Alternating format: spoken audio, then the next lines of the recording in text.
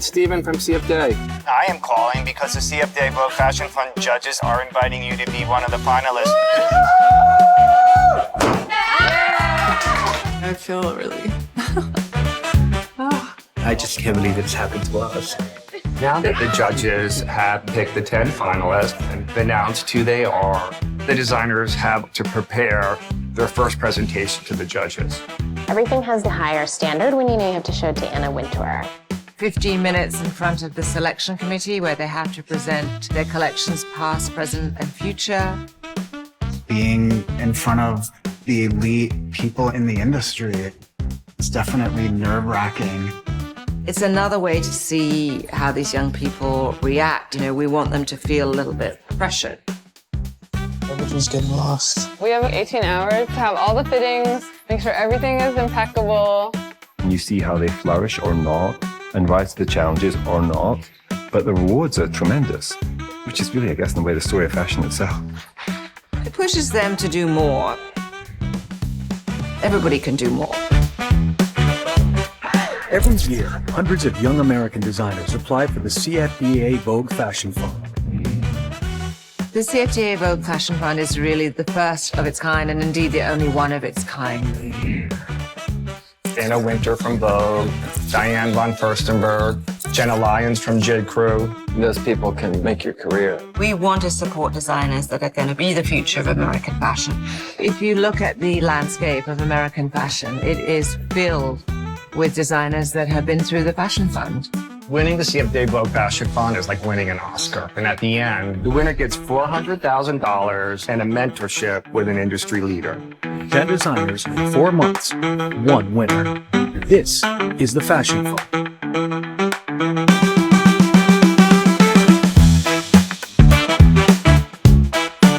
We're celebrating the CFDA Vogue Fashion Fund nominations. Beautiful night in New York. My role is a little bit like camp counselor or a den mother. I'm there to answer questions and offer reassurance. Let's go say hi to her. But sometimes I do have to crack the whip. Okay, so get too relaxed. You have work to do. The designers have to get right to work on their presentations, and they have very little time to pull it off. Just think of the worst possible question you could be asked and figure out how to answer that. Do you have like don't get arrogant. I'm not. No. But I am prepping them in the rules. We'll get it done. I've been working for this for my whole career, so I'm ready. Because we've been in this business for 12 years, we really have worked through so many scenarios that I feel confident that we'll be able to answer, he will be able to answer the questions. I don't have to do it.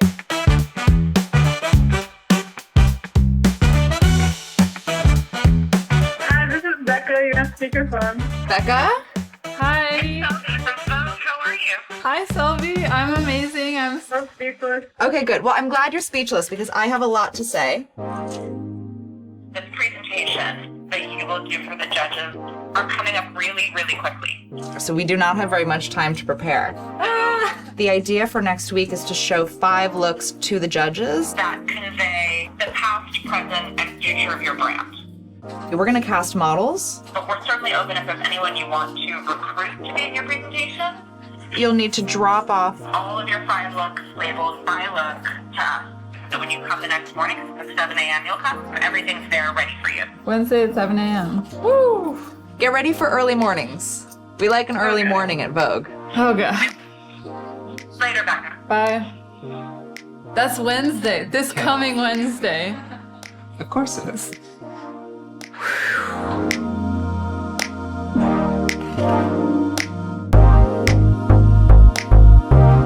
Scott and I both live here. We do press, design, finances, our showroom appointments, and we do that all here. Yeah. When we first started our business, we lived in Scott's studio apartment. We packed and shipped our first collection there. One of us would sleep on the bed and one of us would sleep on the couch and we'd like rotate. We are getting by every week and we need the money. First go to Libra, just be like, hey, I'm from Baja East, I need to look at your red leathers. And they might say that we owe them money and just say that's coming. Say we're working on that. Okay. We know it can be a $50 million business. We know it can be big, but we don't have the capabilities team-wise because we're so small. Should we give him my credit card to pay for the one piece? Yeah, that's he can get it. And the access that the CFDA has is like what we really need. Maybe we can't even afford our own collection, but we have an idea of what we cannot. But we're sample size. So let's talk about these looks, Scott. Yeah. We have to figure out the way to get our key things across. We are this sensibility of like this West Coast laid-back vibe mixed with New York City grit. Loose luxury is what we call it. We didn't leave our jobs and put every penny we had into this to not make this work. We have a hat collaboration, a jewelry collaboration, and it all looks good visually. That's gonna nail it.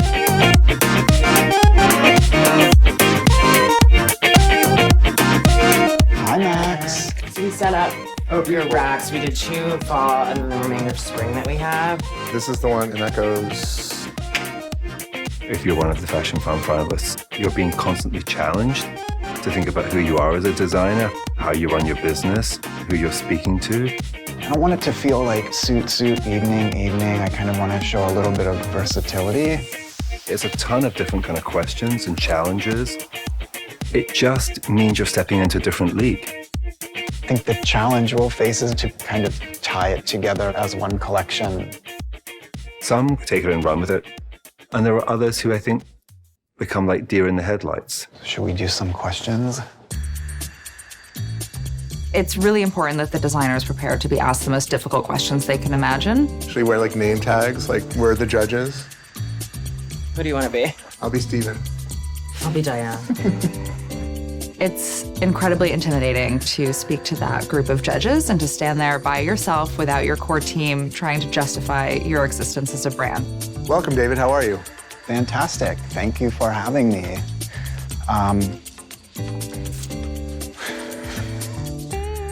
If you're anxious and nervous in front of us, imagine how nervous you're going to be in front of them. It's not just about the clothes. You have to be doing interviews. You have to be, a pseudo-celebrity. Is that something you're comfortable with?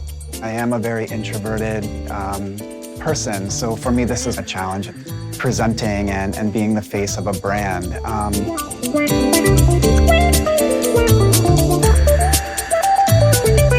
You're so good one-on-one with people. When Jenna asks you a question, the only difference is now Jenna's sitting next to Diane over here. How could they not love you? You're kind of lovable. You're David Hart.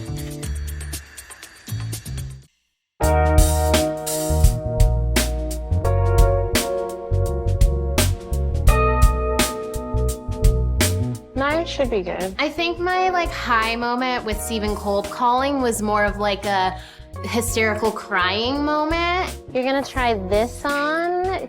Turned into tears of fear. Anna was like, you guys have to do a presentation. And then it was like my anxiety levels just went through. And then I might put you in this hat. And stick it probably here. Yeah. Okay, you look amazing. I'm so pleased with this. I hope in my choices they can really see a range of what I'm making at Brother Valley. It spans all the way from the desert boot to a beaded Masai sandal that we have that's much more high-end. I love it. Thank you. I just want them to understand that there's a lot of different facets that are going on here. People don't think of shoes as art pieces, but they kind of are, especially when they take 20 minutes to put on.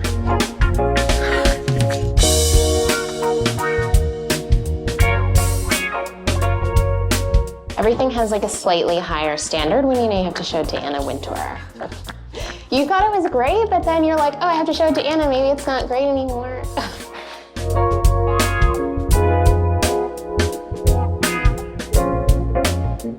The fashion industry is not a laid-back, kick up your heels kind of a business. So what was I doing? Taking photos of you, right? You have to juggle 100 things at one time. Do press, design a collection, understand the business side of things. You have to wear many, many hats.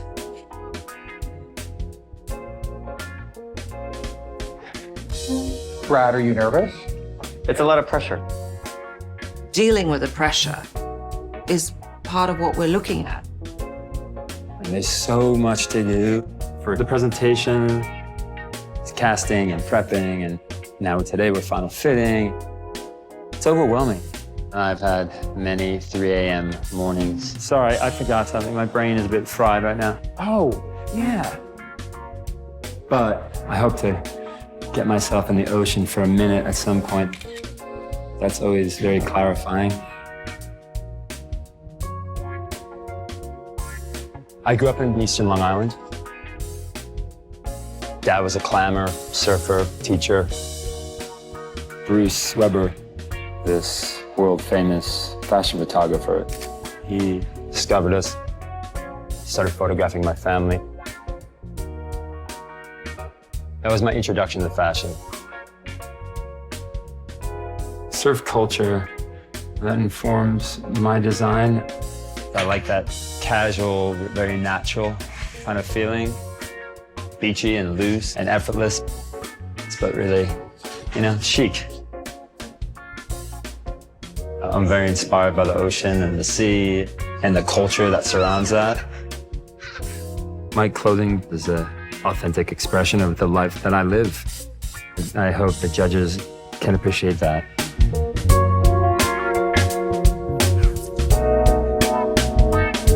It's been so insane since Wednesday they announced the nomination. I saw it on Twitter when you were nominated. I was like, oh my God, congrats. I'm really glad that you're gonna be there though, because you're an amazing curve model. That is what needs to be shown more of in fashion. So, do you wanna try some stuff on? Sure. Okay, cool. Do it. Chromat woman is not just one type of woman. So if you wanna throw that on first. She's diverse. We really believe in celebrating all our inspiration and not just sticking to skinny white girls. The scaffolding and the structure is sort of what people know Chromat as, but we found that we can take that and then apply it into more wearable garments like swim and lingerie. So swim and lingerie are like a big part of our business now. I've read Jenna Lyons love lingerie, so I feel like she would be into the bras that we make. We're thinking about giving you pasties so it's not like nip central. What do you think about adding a shoulder strap? This is probably not the pants that they're going to be interested in for their stores. I don't know if they want to see all the wild and crazy stuff we've done or if they're just interested in business and sales. I'm already getting nervous thinking about speaking to the panel. We have the next like 18 hours to have all the fittings, make sure everything is impeccable.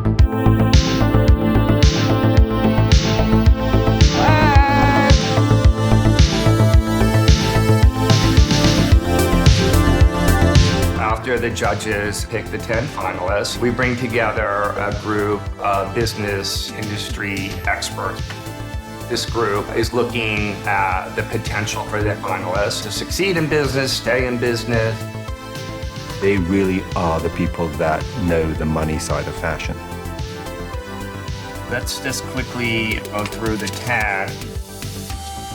Baldwin. And obviously he has a lot of charisma that you see. I had a hard time finding what was distinctive. Baldwin has this kind of workwear element to it. Classic pieces that are well made, that have form and function. But then the refinement of the Japanese textile. So it's kind of this mix. Everyone loves an authentic brand story. You know, this is our story. It's hard to tell the difference between their product and the top American denim brand.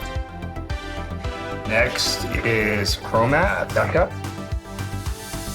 I think there's something super interesting here on the business side. And she clearly understands the technical side of swim and lingerie, which is really hard for a lot of people. She's profitable at a very low level, which is amazing already. But more important, she has such a clear point of view. She's got very distinctive product with a wonderful personality behind it. We do not want to pick a designer that's going to go out of business in a year. Jonathan Simkai. Business is by far the most advanced. It's head and shoulders above any of the 9 that we've looked at. I remember coming with my mom when I was younger and just being so fascinated by all the clothes and the shopping. I couldn't believe that one day I would walk up the elevator and see my clothes in the #1 store in the world. I'm actually really impressed that he can be profitable. This category is super hard to be profitable at this stage. Now we'll go to our wild card, Gypsy Sport. He's someone who I think really wants to make it happen. He just doesn't really understand how to do it. Hold this up for a sec. I don't have the credentials that a lot of my co-competitors do have. I wanted some mentorship more than anything. To get someone's help, someone's advice or guidance. Can I get a profile? Having Vogue and CFDA behind me to make that happen would be all the difference. He's really going to have to up his game to compete. Doesn't look like anything else. No. That's for sure. All right, the next one is Aurora James, brother of Valise. It's nice that she's focused on one category and has clear distinction. She has done quite well in terms of revenue, and she keeps it very, very tight. She doesn't lose money. We gather all those notes, we send them out to the judges. So when we meet to do the famous 15-minute interview, we'll have a better sense of the health of their businesses.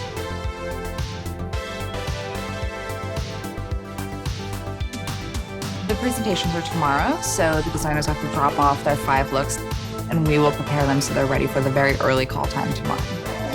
Hello, welcome. There's a lot at stake. We're in competition with each other, and everyone's doing really amazing stuff. Yeah, we're here to play. We're off to see the wizard, the wonderful wizard. Hey! So I want to give you the rundown of what's going to happen tomorrow. I would use like the first 5 minutes to talk about your looks, your collection, what you have up on the models. And then at some point, you'll like pull up a chair and sit down for the interrogation so they can see the fear in your eyes. This is an encouraging meeting. So let's you and I just go through what we have and what we don't have so far. Okay, so Baha, Jonathan Simkai, we have Baldwin, we have David Hart is here, and there's one more. Who are we missing? Do you know when Rio's coming? I'm dropping off a little too late because I scheduled fittings for today. I was expecting to just show up on Wednesday morning with like all of my looks in tow. I didn't realize there would be more production behind it. I'm a little nervous. I've always kind of felt like the underdog in competition. Selby, I'm kind of just having faith that this is gonna go the way it's planned. Long day? Yeah, you know. For the future, you've got to be on top of emails. I know. That was a close call. It was a very close call. We use the email that you apply with, and like, I think that's the contact one. Well, nobody knows Estelle applied for us without telling me. She didn't tell you that you applied for the Fashion Fund? No. So Did you want to do this? Oh, I totally wanted to, but if it was up to me, I would have forgotten. Well, we'll keep her on all the emails. We don't want anything falling through the cracks. Definitely. This was certainly the first time I'd ever heard of someone not realizing that they were being applied to the Fashion Fund. That being said, this process will make very clear whether he's able to stand up under the pressures of running the business and meeting the demands and the kinds of things that we ask of them. Glad you got it all done today. Me too. Okay, I'll see you tomorrow. Thank you. Okay, bye, babe. So however he got into it, he will have to stand on his own 2 feet and show us that he's really able to pull through.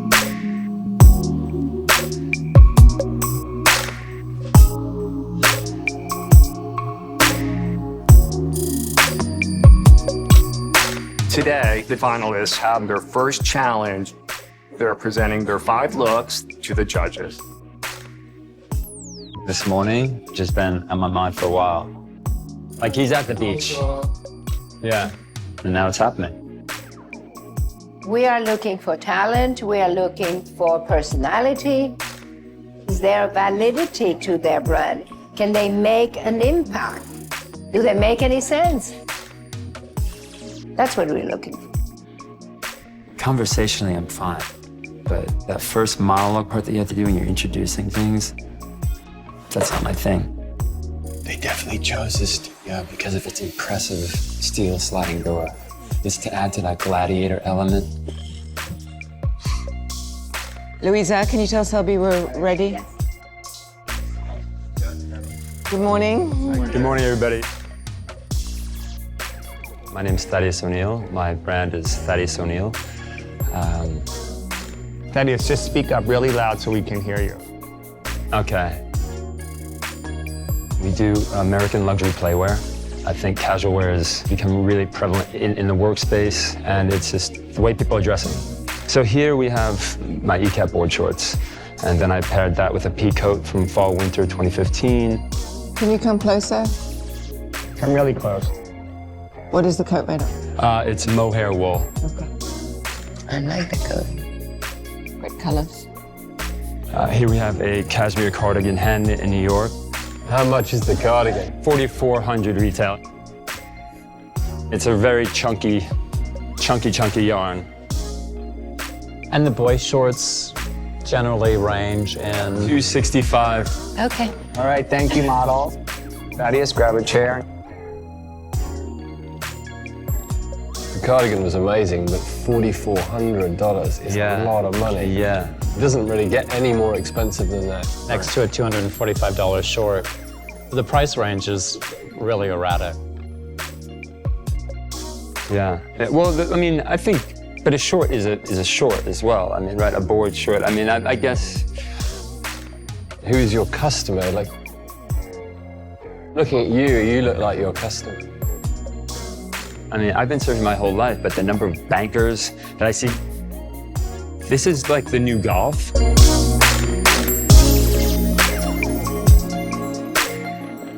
All right, Thaddeus, thank you. Thank you, guys. I still want the cardigan, but I don't want to pay $4,400 for it. But he's so cute. He's adorable. If he wasn't cute, what would you be saying? That's true. Honestly, though, it's like $4,400. You have all these words that you'd rehearsed, and it just evaporates, puff. I hope what I did in there made some sense to them. I think my biggest challenge is how I present the brand and myself. A very strong collection can be perceived as weak if there's a weak way of talking about it. I'm not a public speaker. Thank you. Hi, David. Hi. My name is David Hart. I started this collection in 2009. There's nods to historical references, modernism, and elegance. The collection really is about separates dressing. I'm very interested in giving guys the opportunity to add something easy to just implement into their existing wardrobe. Did you bring this coat for me? I love this coat. You know I love this coat. Very nice. Thank you. Thank you, guys. You mentioned a lot of references for your collections from the past. Yes. Do you ever look to the future? I feel like looking to the past is looking to the future. I'm starting to see this movement where men are interested in historical references, and I want to be on the cusp of this movement, and I want people to come to me for this. So the answer is no. Correct. What's the size of your business, volume-wise?